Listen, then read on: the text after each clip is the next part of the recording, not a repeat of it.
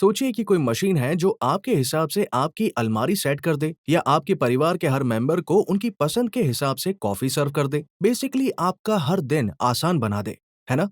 ये हैं artificial intelligence के प्रोडक्ट्स।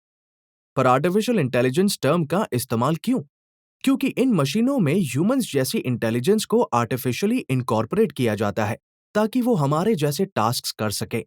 हर इंटेलिजेंस को कॉम्प्लेक्स एल्गोरिदम्स और मैथमेटिकल फंक्शंस से बनाया जाता है। लेकिन हो सकता है कि एआई पिछले एग्जाम्पल्स की तरह काम ना करे।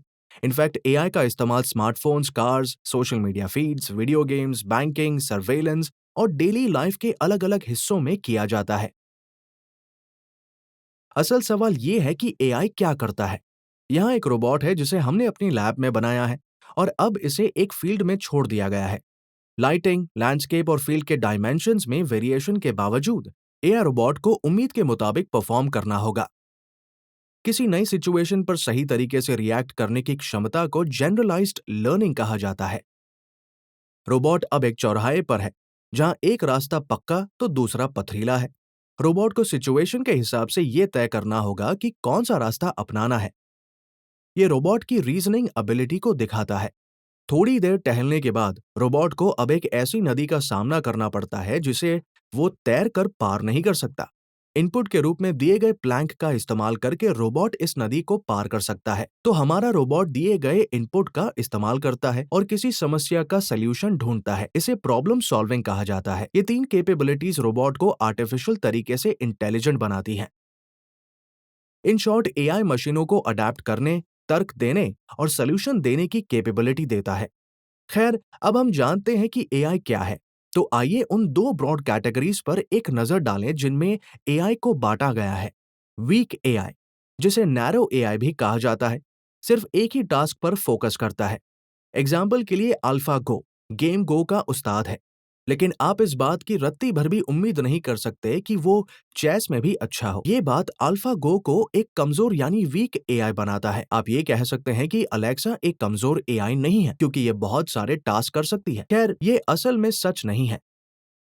जब आप अलेक्सा को प्ले डेस्पासीतो कहते हैं, तो वो प्ले और डेस्पासीतो कीवर्ड चुनती है और एक प्रोग्राम चलाती है जिसके लिए उसे ट्रेन किया जाता है। अलेक्सा उस सवाल का जवाब नहीं दे सकती जिसका जवाब देने के लिए उसे ट्रेन नहीं किया गया है।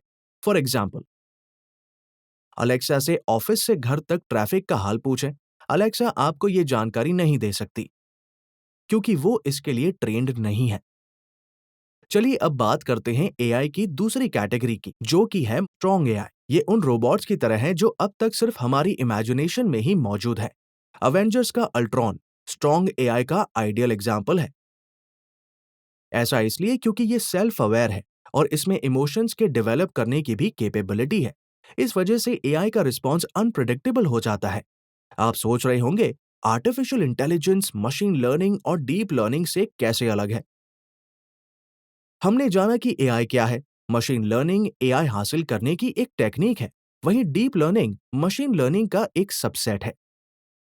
मशीन लर्निंग से मशीन को एल्गोरिदम के जरिए डेटा और एक्सपीरियंस सीखने में मदद मिलती है। डीप लर्निंग इस लर्निंग को ह्यूमन ब्रेन से इंस्पायर्ड तरीकों से डेवलप करता है।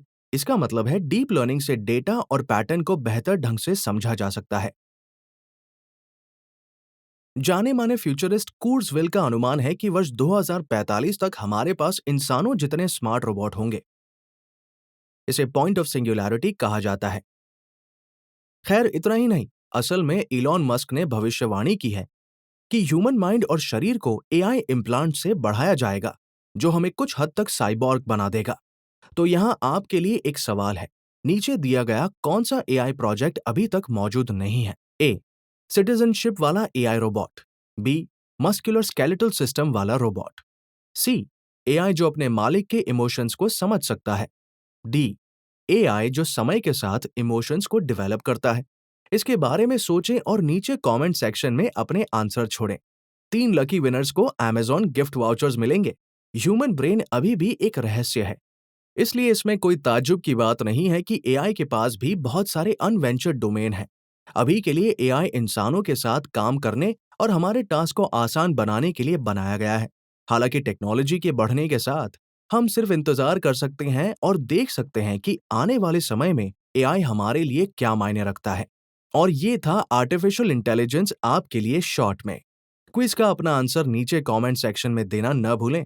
साथ ही अगर आपको ये वीडियो अच्छा लगा हो तो हमारे चैनल को लाइक, शेयर और सब्सक्राइब करें।